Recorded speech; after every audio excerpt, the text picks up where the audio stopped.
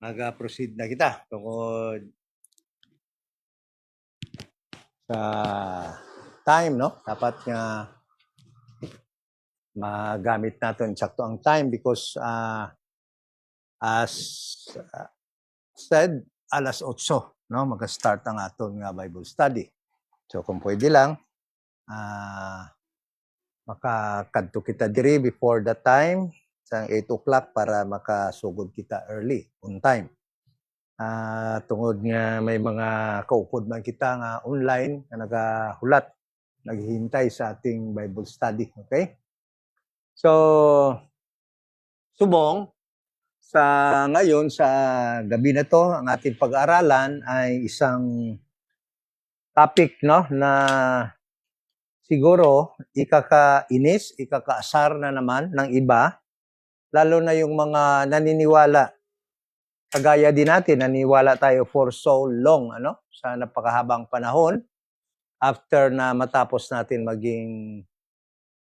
matuto tayo mag-rightly divide, natutunan natin na yung tithing is not to the body of Christ.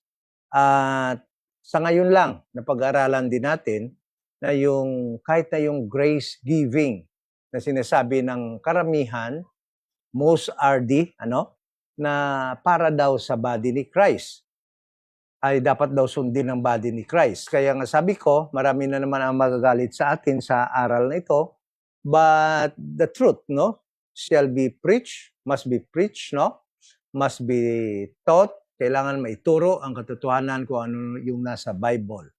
Dahil wala namang masama talaga kung i-apply natin sa atin yung mga dapat lang talaga ma-i-apply. At yung hindi naman talaga dapat natin i-apply for the sake lang talaga, dahil na mayroong mga pastors na nagtuturo, dapat natin silang buhayin, dapat natin silang pakainin, dapat natin silang sustintuhan. No? At yung ginagamit na mga verses ng mga pastors na yan, at ikinalulungkot ko na yung iba sa kanila ay mga nagsasabi pa na nagra-rightly divide ng salita ng Panginoon, ay the truth is that hindi para sa atin yon. Hindi para yon sa church, the body of Christ, na sundin yung pagbibigay, Pagbibigay or pag-sustinto or bigay ng kabuhayan sa mga pastor. Iwan ko sa inyo kung talagang gusto nyo yan, ngunit gusto ko lang ituro talaga what is biblical at ano yung nararapat. Okay? Dahil napakarami nating mga kapatid that are in the denominations and even yung iba na sa RD churches, sa mga RD churches, ay ang pasunod at ina-apply nila sa kanilang sarili that it is their obligation to give gracefully, tawag nila doon grace giving. At yung grace giving na yan, yung collection nila, ay para to support the needs of the pastor. Kanilang pabahay, kanilang pagkain, pampaaral kanilang mga anak, kanilang clothing, at hanggang dumating na sa mga sitwasyon na kapag yung isang family or isang individual ay hindi na nakapagbigay sa simbahan, ay kinukonsensya na, At parang nagiging guilty na sila dahil nga hindi sila nakapagbigay o hindi sila nakapagsustento sa kanilang pastor. But what is really in the Bible? Yun ang dapat natin sundin talaga nasa Bible. At yung pag-aaral natin ngayon ay yung mga verses na ginagamit ng mga pastors na ito, to support, to back up their claim that the church, the body of Christ, in this dispensation of the grace of God, must give grace giving, okay, upang isuporta sa kanilang pastor na hindi nagtatrabaho dahil umaasa lamang sa nasustintuhan sila ng mga members dahil yun nga ang paniniwala nila. Yun nga daw ang nasa Biblia because of these following verses, no? Ito yung mga verses na yan. Acts chapter 11 verse 28 to 30, 1 Corinthians 16, 1 to 4, Romans 15 verse 26, 2 Corinthians 8, 7, 15, and ang pinaka-verse na talaga ginagamit nila is about grace giving is 2 Corinthians chapter 9 verse 7. Yan yung mga ginagamit nila. At kaya nga sinasabi ko na marami na naman ang magalit dahil nung itinuro natin yung tithing na hindi para sa atin ngayon sa Church, the Body of Christ, napakaraming Baptist, napakaraming mga nasa denomination, pastors, members ang nagalit sa atin. Meron pa nga doon sa somewhere in Mindanao, no, na nakipag discourse sa atin sa Facebook, online, at talagang dinidipinsa niya yung tithing. But we do believe, and it was proven, no, with verses, that tithing is only to Israel, to the nation na tinatawag ng Diyos, no, na Israel, the 12 sons of Jacob. Yun lang yung nire-require mag-tithe. At alam naman natin na hindi nga lahat ng 12 tribes of Israel ang nire-require mag-tithe, kundi yung 11 tribes lamang. Dahil yung magre-receive ng tithes ay ang isang tribe na tinatawag na Levites. Yung mga anak ni Levites, sila yung magre-receive ng tithe. At itinuro natin that there is no single verse in the Bible that the pastor of today are qualified to receive tithe. There is no authorization or single verse in the Bible na yung mga pastor is authorized to receive tithe. At kaya nagagalit sila. But in this topic, in this lesson, no, why the so-called grace giving in 2 Corinthians 9:7 is not to the church, the BOC, today. No? Today. During the time of, bakit sinasabi natin na today? Dahil today. But during the time of Paul, it was a command unto them. It was a request unto them. Not actually a command, but a request, no? To set aside some amount of money, every believers, no? That who can give should set aside certain amount of contribution for the poor in Jerusalem.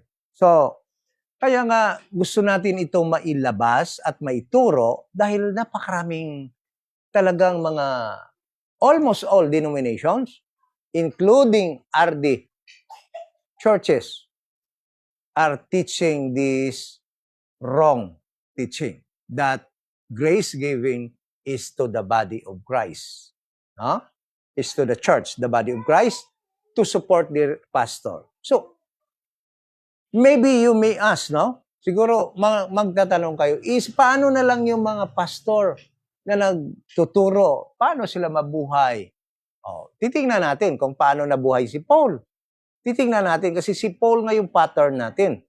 Titingnan natin kung paano nabuhay si Paul during the time in his ministry sa kanyang entire journeys, 3 journeys, meron siyang tatlong pagbiyahe, preaching the gospel of the dispensation of the grace of God. Kung paano siya nabuhay. Okay? Yun kasi ang sundin natin. Kasi imposing this grace giving to support the pastor actually is not biblical today in this dispensation of the grace of God. So we believers, we believe that we must obey what the Bible says, kung ano yung sinasabi ng Bible. So kaya titingnan natin at napaka-importante ito. So the purpose of this study is to, number 1, to know what is the truth about grace giving. Was there a collection during the time of Paul? Kailangan pa ba natin sundin ngayon yan? At saan ba dinala itong pera na collection noon sa time ni Paul. Okay? And our objective is to liberate, ma-free natin sa tali ng maling pagtuturo ng mga pastors, even fake are these teachers, preachers, na ang grace giving ay para sa mga members of the church, the body of Christ. To begin with, let us first pray. Amay na banal, salamat sa muli sa ating panahon na iyong binigay sa amin na makapag-ipon, makapag-isa sa lugar na ito upang mag-aral na iyong masalita at upang maibunyag ang mga katotohanan nandito sa iyong masalita. Alam namin na masakit ito dahil ito ay mga katuruan at ginagamit ng karamihan na nagtuturo ng Bible na kanilang pamamaraan upang magkumita, mag-income at masuportahan ang kanilang buhay, ang kanilang family. Ngunit hindi naman dapat na hindi maituro ang tama dahil lamang sa ito ay ginagawa nilang hanap buhay. Kaya kung anong totoo, dapat maituro. So please help me God sa pag-expose ng maling katuruan na ito. We pray in Jesus' name. Amen. So, and later, sasabihin ko talaga kung paano magturo sa panahon ito ng dispensation of the grace of God. Okay? So, let us now begin with Acts chapter 11, verse 28. Okay? So, marami ang nagtuturo din ito at ginagamit itong verse na ito. O, tingnan mo sila. Nagko-contribution sila upang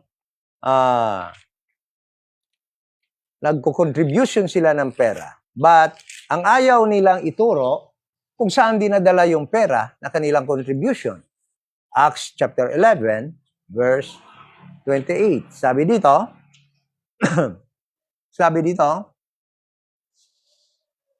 and there stood up one of them named Agabus, and signified by the Spirit that there should be great dearth throughout all the world, which came to pass in the days of Claudius Caesar.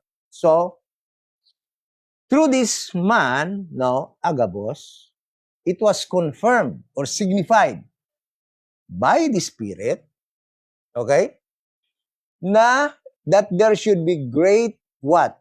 Dearth or famine. Mirong malaking famine na darating. Okay?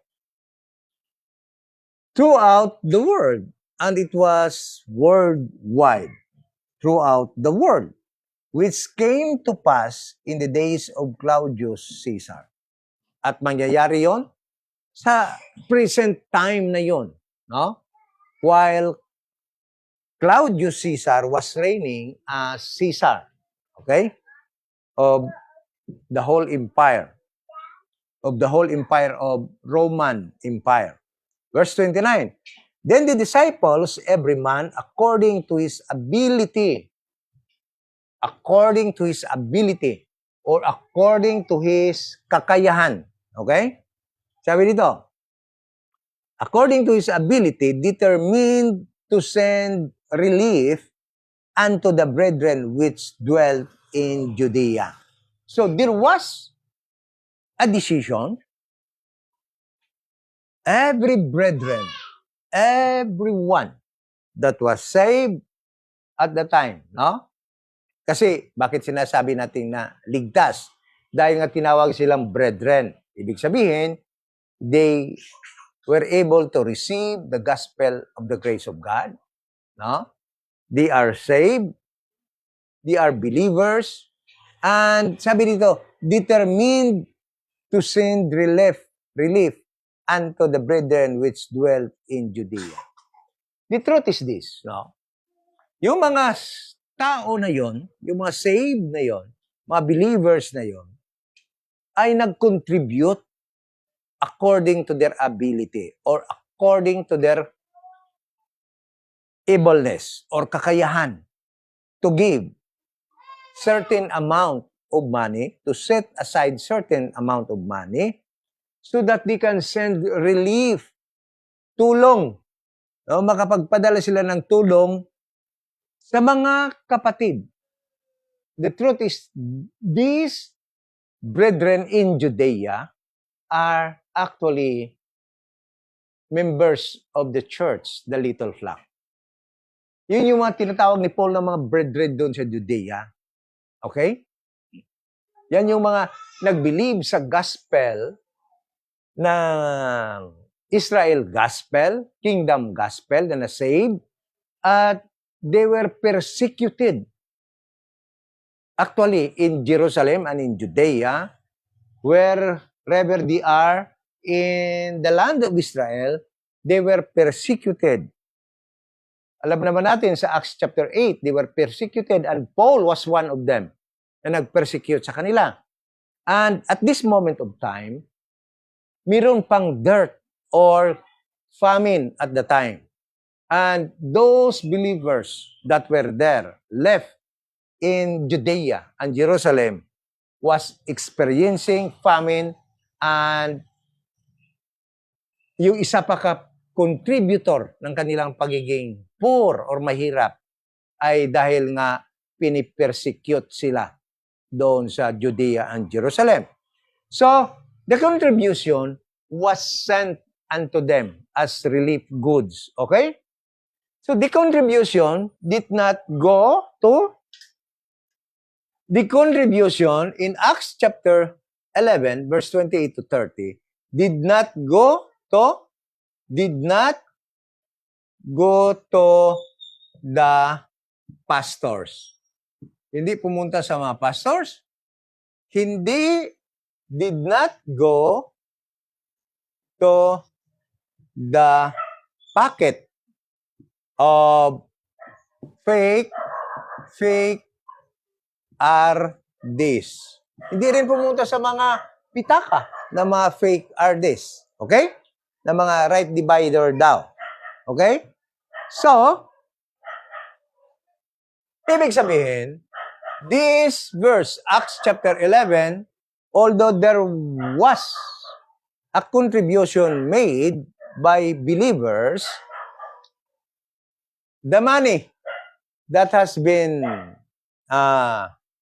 collected did not go to the pastor, but was sent to Judea as relief goods or mga tulong sa mga nagkaka-experience ng gutom, famine doon sa Judea. So, pastors, fake RDs are out. Okay? So, hindi tayo magtatagal. So, next verse is 1 Corinthians 16, 1-4. Alam nyo, nung baptist pa ko, I frequently heard this chapter and verse. Karamihan talaga sa mga pastors, pag gusto nang lumaki ang kanilang collection, pag gusto nang dumami ang kanilang pera, madalas nila itong i-quote itong 1 Corinthians 16, 1-4. Okay? The truth is, hanggang dyan lang sila sa 1 Corinthians 16, verse 1 and 2. Hindi na nila tinutuloy. Okay? So, punta tayo at basahin natin ang 1 Corinthians 16. Ito ba ay para sa atin ngayon? Members of the church, the body of Christ. Sabi dito, now concerning the collection for the saints. Okay? So, there was a command coming from Paul na magkolekta. Okay? Magkolekta. Collection. Talagang tawag dito, collection. Oh, ito, mahilig mga pastor dito Collection, mahilig mangulikta. Okay? Sabi dito, for the saints. Okay? So, ang collection is for the saints. Okay? Very specific. The collection in 1 Corinthians 16, 1 to 4 is or are for the saints. Plural. Not for the pastor, not for the fake RD pastors. Okay? It was very clear. Sabi dito, as I have given order to churches of Galatia, even so do ye. So, this was an order. This collection was an order from who? From Paul. Paul ordered this collection. Kagaya sabi niya, kagaya ng ginawa ko doon sa church sa Galatia. Si Paul, ibig sabihin, nag-order din ng mga taga-Galatia, gumawa din ng contribution, ng collection. Okay? But that collection was very specific for the saints. Para sa mga saints. Sino itong mga saints na to? Itong mga saints na to ay yung mga nagugutom, mga mahirap na mga members ng Little Flock, LF, mga kasamahan nila ni Peter doon sa Jerusalem. So itong collection sa 1 Corinthians 16, 1 to 4 ay para sa mga saints or mga members ng Little Flock, grupo nila ni Peter, nando doon sa Jerusalem, na naghihirap doon sa Jerusalem because of persecution. Maliban sa persecution, kaya sila naghihirap doon sa Jerusalem dahil nga nagiging obedient sila sa turo ni Jesus Christ na sell all that you have and give it, and the proceeds should be given to the poor. Kagaya ni Barnabas, ibininta niya lahat ng kanyang ari-arian at ibinigay doon sa mga sa movement, no, sa lahat ng mga members ng Little Flock na nakatira sa isang village noon waiting for the return of Jesus Christ. Dahil nga mayroon ng promise na babalik agad si Jesus Christ. Okay? So, yan yung collection dito sa 1 Corinthians 16, 1 to 4. Sabi niya dito, upon the first day of the week, there was a specific day, and it is every Sunday. No? Sabi dito, upon the first day of the week, let every one of you lay by him in store, as God hath prospered him, that there be no gatherings when I come. So sabi ni Paul, bago ako dumating, bawat Sunday, first day of the week, okay? Kasi sa panahon nila ni Paul, wala pa namang Monday, Tuesday, kundi day 1, day 2, day 3. Ano? So, wala pa yung Monday, Tuesday, Wednesday. So sabi niya, upon the first day, day 1 of the week. Okay? Bawat isa sa inyo ay mag-set aside kung magkano man na i-prosper sa inyo ng God. There is no certain computation. Walang computation na turo ng ibang mga churches na that must be 10%. No.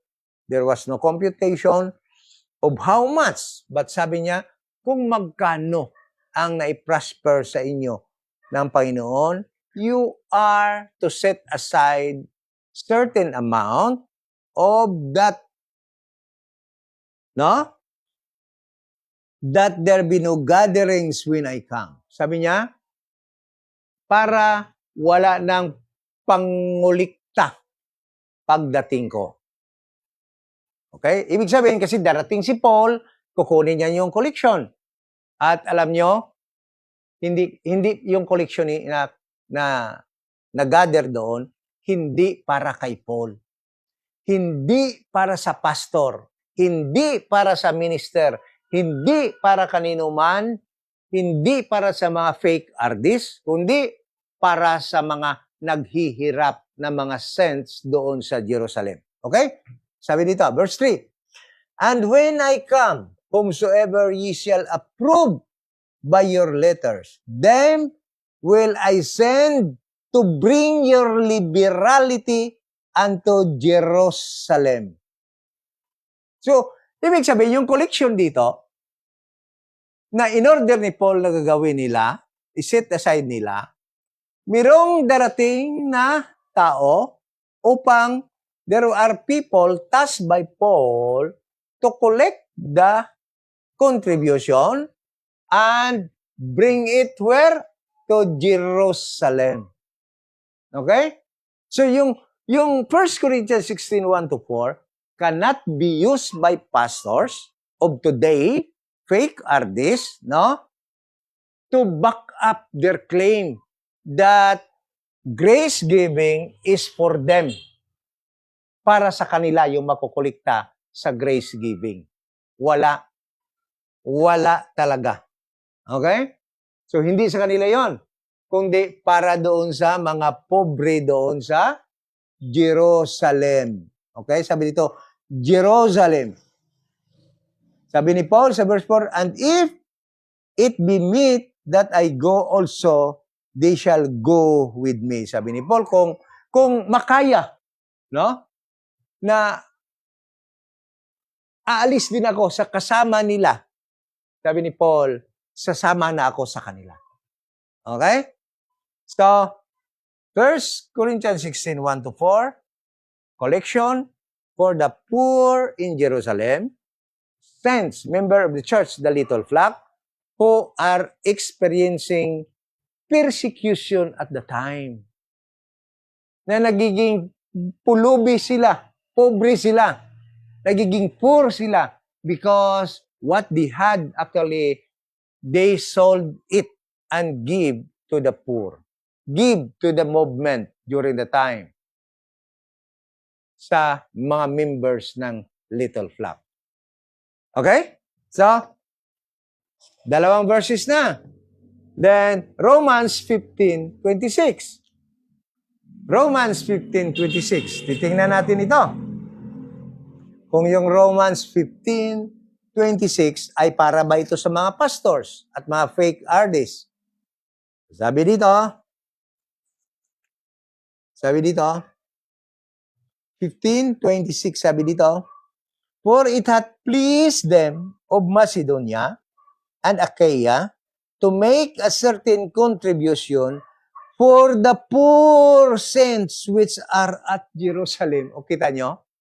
Alam nyo, yung mga pastors ngayon, frequently using this verse, no, to make their members feel guilty for not giving to them. Karamihan madidinig mo, o tingnan nyo, yung mga taga Macedonia, taga Achaia, hirap na hirap sila. Hindi sila mayayaman. Pero, dahil sa kanilang liberality, nagbibigay pa rin sila. Ang hindi nila sinasabi kung sino yung binibigyan. Kasi gusto nila, sila yung bigyan. Hindi nila tinuturo kung sino yung binibigyan ng mga taga Macedonia at taga Achaia. Okay? Hindi nila tinuturo yun. Hindi ka makadinig na nagbibigay sila dahil nga dadalhin doon sa Jerusalem. Kasi gusto ng mga pastors ngayon, magbibigay sila, pero sila nga ang sa kanila pupunta. And that is how these pastors and fake artists, no, scam their members. Na-scam nila members nila by believing that these verses that they are reading unto them is for them, to the church, the body of Christ in this dispensation of the grace of God. So, yun nga ang problema kasi, yung mga members are not studying their Bible. Oo na lang ng oo kung anong sabihin ng pastor, oo na lang ng oo kung anong sabihin ng mga fake artists, sunod na lang ng sunod. Kaya, ayun, na-scam. Bigay ng bigay, kasi grace giving naman tong sa akin eh. Hindi naman tayo ito. Grace giving ito. Biblical ito. Sabi daw ito ng pastor namin. Biblical ito. Ang bigayan ngayon is grace giving. without computation. Sabi nga ng iba, ang grace giving as mas malaki pa. Alam nyo, sabihin ko sa inyo, there's no single verse na nagsasabi that grace giving is mas malaki pa kaysa tithes. Kasi pag nagkaganyan, meron ng computation yan na nangyayari. May computation na yan. Higher than tithes, bigger than tithes. It is computed now as bigger than tithes. So, may computation na. Whereas, grace giving for the poor in Jerusalem, always, there is no actual amount, there is no computation. Sabi dito, anong sabi niya kanina? Kung ano yung purpose, what God hath prospered unto you. You have to set aside certain amount from that. Walang sinabi kung magkano. Nasa sa iyo na yun. Okay? So, kasi gusto talaga ng mga pastors, mga RD preachers, fake, na lumaki yung income nila. Lumaki. Alam nyo, yung lahat ng makikita natin dito na mga verses na nagsusupport ng grace giving dito sa time ng dispensation of the grace of God, ang collection talaga lahat pinapadala sa poor saints in Jerusalem. Poor members of the church, the little flock. Why Paul was so concerned of them? Bakit ba si Paul napaka-concerned niya doon? They are their brethren. They are their kinsmen. Kagaya niya ito ng mga Hudiyo na nagugutom ngayon because of persecution, because they sold all their belongings in obedience to the command of Christ. So, yung mga verses na ginagamit nila, na ang grace giving ay para sa kanila, ay wala talaga. Alam nyo, ngayon ko rin lang ito na pag-aralan. Ngayon ko lang din ito natutunan. No? Dahil talagang inisa-isa ko kung talaga nga ba yung grace giving na sinasabi natin ngayon ay para ba sa mga pastors? Para magiging biblical tayo, para magiging tama tayo, para masunod natin kung ano talaga ang nasa Bible. Because we believe this book. And if we do something that is not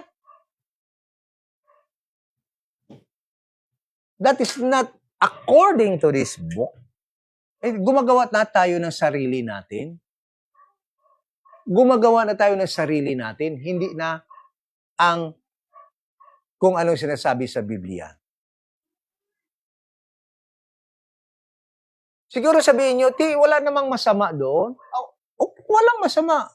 Nasa inyo yun. What I'm doing is that teaching the truth from the Bible. Kasi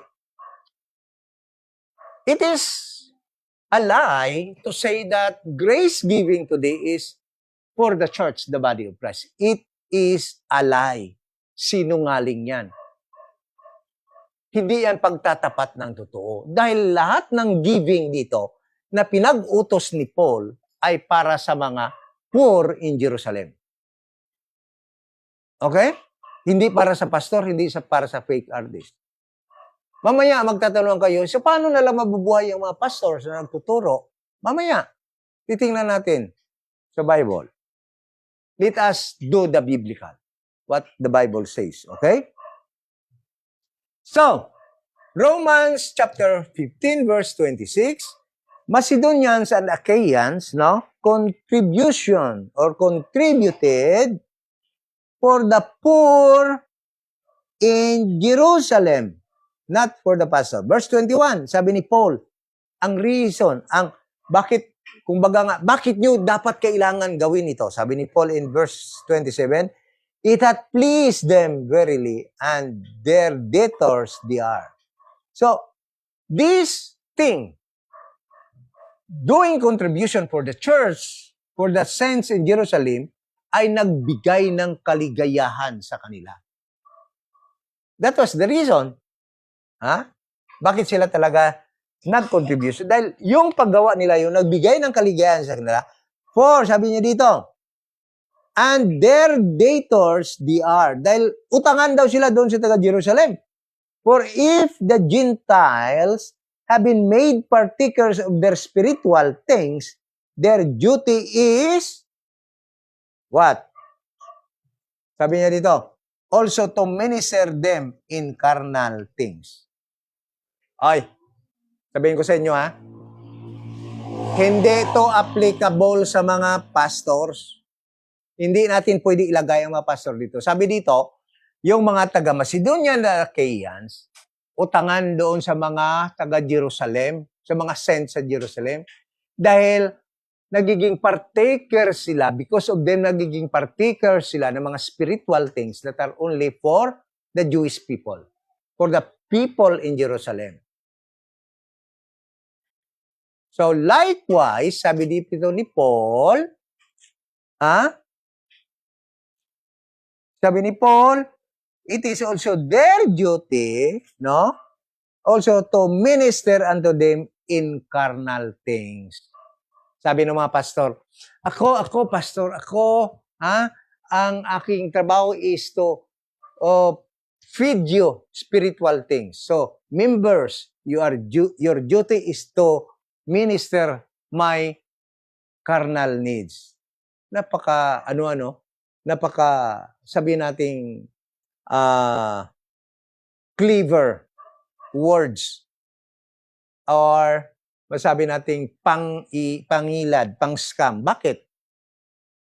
Utangan yung mga ang verse na ito is only applicable for the members of the church during the time of Paul and hindi na sa ngayon dahil wala na yung mga taga-Jerusalem noon na mga nagiging poor because of persecution. So, Romans 15:26 is a form of giving contribution for the poor in Jerusalem. Acts 11:28-30 giving for the poor in Judea, those who are experiencing dearth or famine. 1 Corinthians 16:1-4 giving, collection ordered by Paul for the saints in Jerusalem. Romans 15:26 sa mga taga-Macedonia ay contribution para sa mga poor in Jerusalem. 2 Corinthians 8:7-15. So, punta na tayo sa 2 Corinthians. Ginagamit din nila to. 2 Corinthians 8.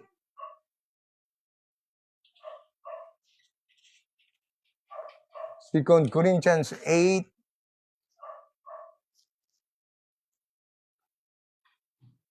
2 Corinthians 8, 7-15. Basahin natin. Therefore, as ye abound in everything, sulat ni Paul sa mga taga-Corinthians, no? Sabi niya, therefore, as ye abound in everything, in faith and adherence and knowledge, grabe ang pag-growth ng mga taga-Corinto, in faith, in adherence sa pananalita nila, sa kanilang kaalaman, and in all diligence and in your love to us, see that ye abound this grace also. Anong grace yun? I speak not by commandment. Sabi ni Paul, hindi ko ito utos. Hindi ako nag-uutos. But by occasion of the forwardness of others and to prove the sincerity of your love. Okay? What is this? Forwardness. Sabi dito, for you know the grace of our Lord Jesus Christ, that though He was rich, yet for your sakes He became poor, that ye through His poverty might be rich. And therein I give my advice, so a sort of advice, for this is expedient for you, who have begun before, not only to do, but also be forward a year ago. Ibig sabihin, nung sinulat niya itong 2 Corinthians, about sa giving to the poor in Jerusalem, no? Hindi lang first ito, kundi dati nang ginagawa. Paul here was referring sa unang sulat niya doon sa sa 1 Corinthians 16, 1-4 na nagbigay na yung mga taga-Korinto. So sabi nga ni Paul, hindi nyo lang naman ito ngayon lang gagawin. Okay? Hindi nyo lang ito ginawa. Ngayon ginawa. Now therefore, perform the doing of it, that as there was a readiness to will, so there may be performance also out of that which you have. For if there be first willing mind, it is accepted according to that a man hath, and not according to that he hath not. So, ibig sabihin, kung magbigay tayo, nagadepende lang naman yan.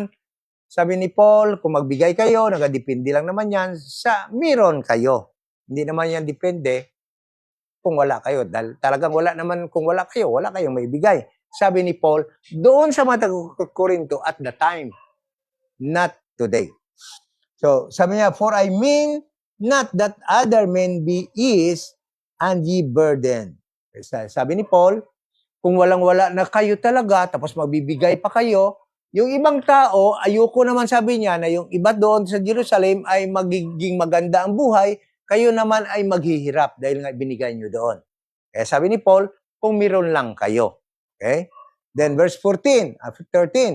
For I mean that other men be ease and ye burden, but by an equality, sabi ni Paul, kundi may merong equality, that now, at this time, your abundance may be a supply for their want. So, ibig sabihin ni Paul, magbigay kayo ngayon, depende sa inyo abunansya. So that, ang kanilang kawaladon ay mapunuan ng inyong pagkaabunansya. Okay? Then sabi ni Paul, ang pagkaabunansya nyo magiging supply sa kanila. Also, maybe a supply for your want. Then sabi din ni Paul, that their abundance, sabi ni Paul, na kung sila naman ang miron, ang kanilang pagkamiron, maging supply naman sa iyong pagkawala. Ibig sabihin, it should be reciprocated. No? Ganon. Sabi dito, also may be a supply for your want, that there may be equality para mirong pagkapari-pariho. Meron sila, wala sila ngayon, pero dahil abundance kayo, magbibigay kayo doon. Kung sila naman ang meron at kayo wala, magbibigay sila sa inyo. So there will be, sabi ni Paul, equality. Merong pagkapari-pariho. Verse 15, as it is written, he that had gathered much had nothing over, and he that had gathered little had no lack. Upang walang pagka. So, this giving, no, could be understood as giving to, not only to the poor in Jerusalem, to the saints in Jerusalem, but also to the members of the church, the body of Christ, na walang-wala.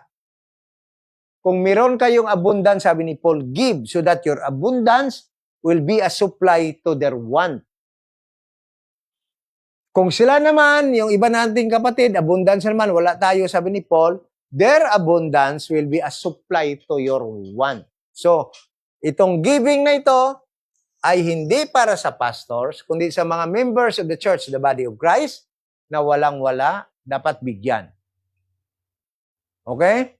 Not for the pastor, not for the fake RDS preacher. Okay? So, ito. Last and final verse. 2 Corinthians 9, 1-8. Or 7. Ito. Ito yung verse na to. Ito yung tinatawag nilang, ito yung kanilang tinaguriang grace giving. 2 Corinthians 9:7. Sabi dito, every man according as he purpose in his heart. So let him give, not grudgingly or of necessity, for God loveth a cheerful giver. Kung ito yung verse lang na to, yung babasahin mo, talagang sabihin mo, okay, talagang yun ang sabi sa akin. Kasi member ako ng Church, the Body of Christ. Ngunit, kung basahin mo ito umpisa verse 1, doon mo maintindihan kung para kanino itong verse 7. Kasi ito yung verse na ito, verse 7, ginagamit ng mga pastor. Ayan, grace giving. Yan yung grace giving. Kung ano yung purpose, pagkano yung purpose ng heart mo na ibigay mo para yun sa pastor, para daw sa kanila. No.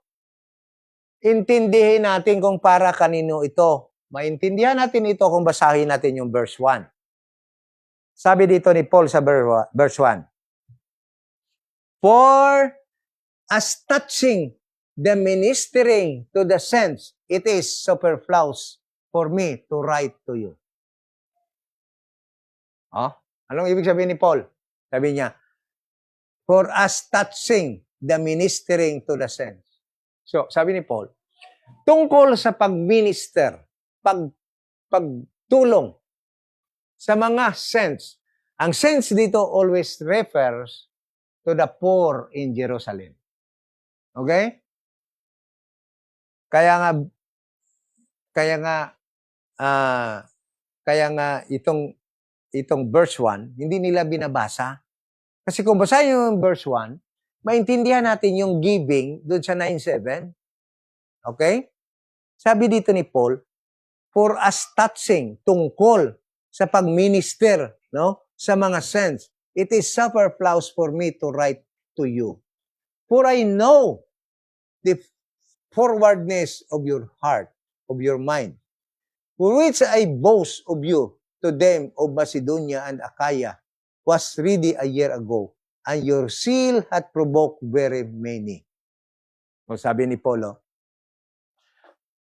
for I know the forwardness of your heart. Ang pagka-ready na inyong mga puso when it comes to giving, when it comes to helping sa mga saints doon, sa pag-minister sa mga saints. Bakit nasabi ni Paul ito sa kanyang second letter? Dahil nga doon sa 1 Corinthians 1:16, marami silang nakoleksyon doon. Maraming mga taga-Korinto nagbigay na dinala nila sa Jerusalem. Kaya sabi ni Paul, ay ipinagyabang ko kayo doon sa Macedonia at Achaia. Ang inyong forwardness of mind. Ang inyong readiness to help sa pag-minister doon sa saints. So, ibig sabihin ni Paul, ang naka-ignite, ang naka-influence ng mga taga-Macedonia at mga taga-Achaia na magbigay doon sa mga, ng tulong doon sa mga pobre sa Jerusalem, na saints sa Jerusalem, dahil nga pinagyabang ikinuwento ni Paul yung mga taga-Korinto kung paano sila magbigay ng tulong doon sa mga taga-Macedonia o sa mga taga-Jerusalem. Kaya nga mga taga-Macedonia, natuwa din, may opportunity na namin to makatulong din doon sa mga taga-Jerusalem. Kaya nga, nagbigay din sila because of taga-Corinthians na ikinuwento, pinagyabang pa ni Paul. Sabi ni Paul, for I know the forwardness of your mind, which I boast of you to them of Macedonia. Ipinagyabang ko kayo sa Macedonia. Kung ano kayo ka-ready mag-help doon sa mga poor in Jerusalem. So, sabihin dito, was ready a year ago. A year ago, pinagyabang ko kayo. Sabi ni Paul, and your zeal hath provoked very many. Ang inyong silyo sa pagbigay doon sa taga-Macedonia, sa taga-Jerusalem, nag-provoke, nag-ignite, nag-influence ng marami doon sa Macedonia. Mga kapatid, ang dali namang intindihin ito Kung iintindihin natin. Kung hindi natin takpan ito, para gamitin natin yung verse 7 para sa mga pastors. No? Mahiya naman tayo. Kasi yung verse 7, hindi para sa mga pastors, yung giving na yon. Yan yung giving, paano sila magbigay, no? Dahil ini-encourage na naman sila ni Paul for the second time sa kanyang second letter na magbigay pa rin sa mga saints. Okay? In Jerusalem. So sabi niya dito, verse 4, lest haply if they of Macedonia come with me and find you unprepared. We that we say not, ye should be ashamed in this same confident boasting. Sabi nga niya dito na kung ang mga taga-Macedonia mag-upod, magkari, kadto dyan, punta dyan, kasama ko, and find you unprepared. We should be ashamed in the same confident boasting. Then verse 5, therefore I thought it necessary to exhort the brethren that they would go before unto you and make up beforehand your bounty, whereof you have noticed before, that the same might be ready as a matter of bounty and not as of covetousness. Then, sabi niya, but this I say, verse 6, he which soweth sparingly, this is how encourage. Ganito yon paano ni Paul in-encourage ang mga taga-Corinto to give for the second time sa kanya, sa mga poor doon sa Jerusalem in his second letter. Okay? Sabi niya dito, but this I say, he which soweth sparingly shall reap also sparingly. And he which soweth bountifully shall reap also bountifully. What an encouragement for the Corinthians to give. Because sabi niya, ni Paul, siya yung nagtatanim ng marami, ay mag-aani ng marami. Sino yung nagtanim ng bountifully, shall also reap bountifully. So verse 7, this is how they should give to the poor in Jerusalem for the second time. Ganito yon, sabi ni Paul. Every man according. Listen to this, Tingnan natin yung diferensya. Kung ano yung diferensya sa 1 Corinthians 16, 1. 1 Corinthians 16, sabi dito, upon the first day of the week, let every one of you lay by him in store, as God hath prospered him, that there be no gatherings when I come. Dito naman, sabi ni Paul, for the second time, nadadalhin doon sa Jerusalem, sabi ni Paul, every man according as he purpose in his heart. Doon, as God hath prospered you. But dito, sabi niya, as he purpose in his heart. So let him give, not grudgingly or of necessity, for God loveth a cheerful giver. So, is this verse giving for the pastors and fake are this today? No.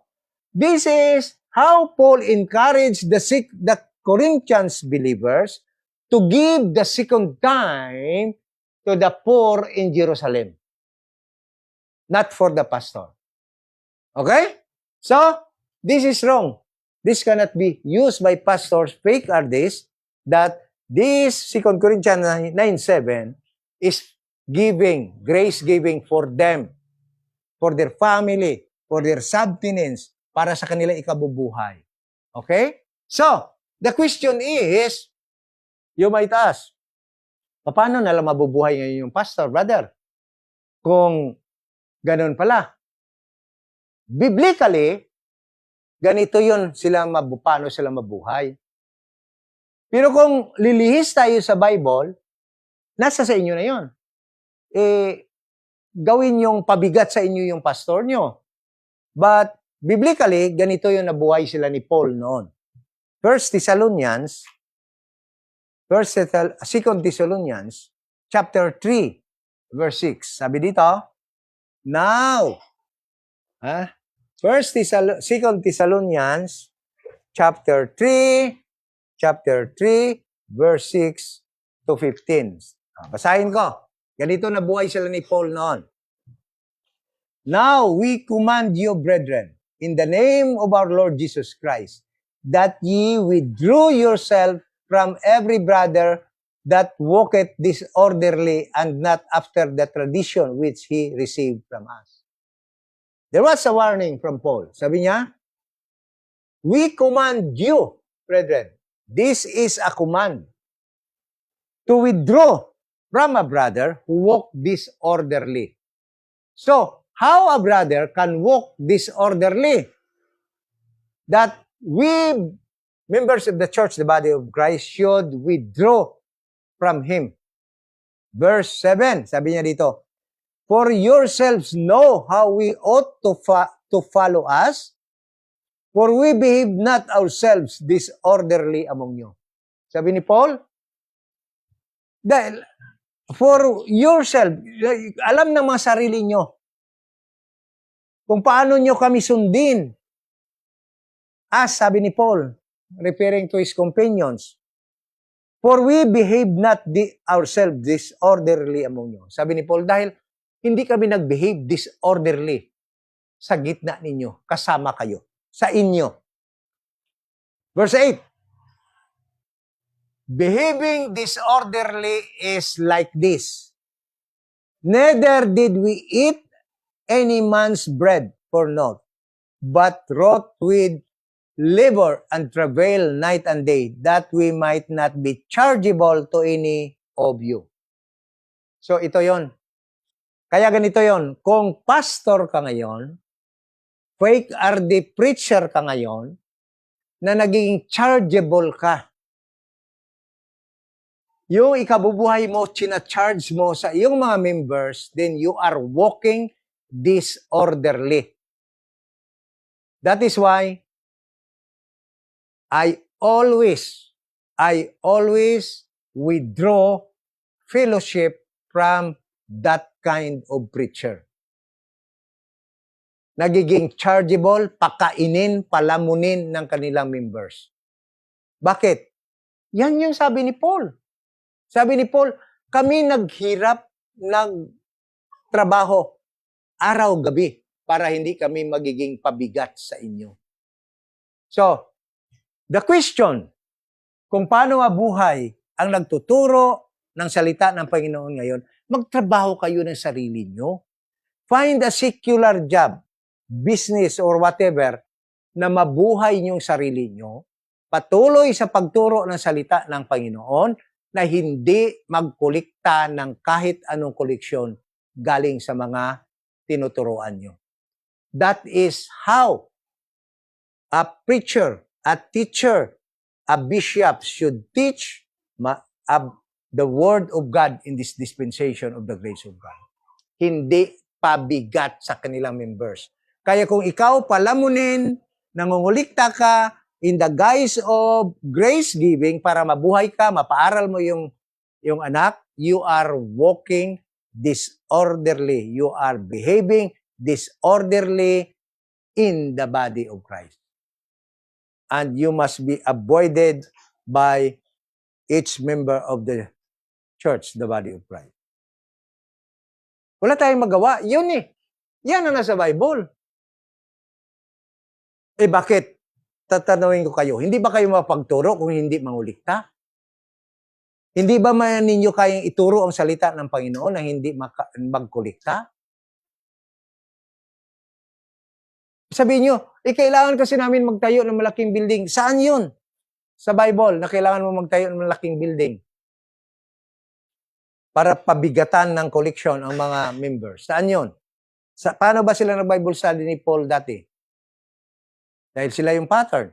Wala sa Bible yun na kailangan natin mag-erect ng magandang building para lang doon mag-ipon, doon magkanta-kanta, doon mag-sosyalan. No. Kaya nga yung salita ng Panginoon hindi na naituro. Marami nang na-set aside, marami nang tinatakpan, marami nang kinukubli dahil nga for the sake of collection, for the sake of money, for the sake of grace giving.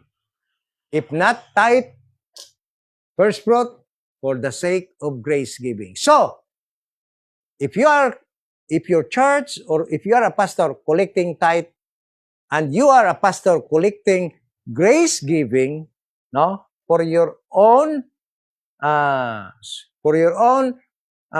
disbursement, ay wala kayong kaibahan nung manangulikta ng tithe.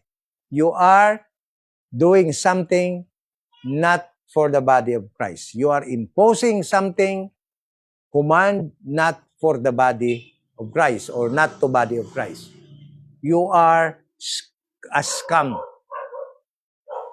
You are a scam. Ini-scam mo yung mga members of the church, the body of Christ. Okay? So, kung mayroong further question, no, pwede nyo itanong dyan sa ating comment section. Kung wala na, let us close in prayer. Ama na banal, salamat sa Bible study. Thank you so much in the name of Jesus Christ. Amen.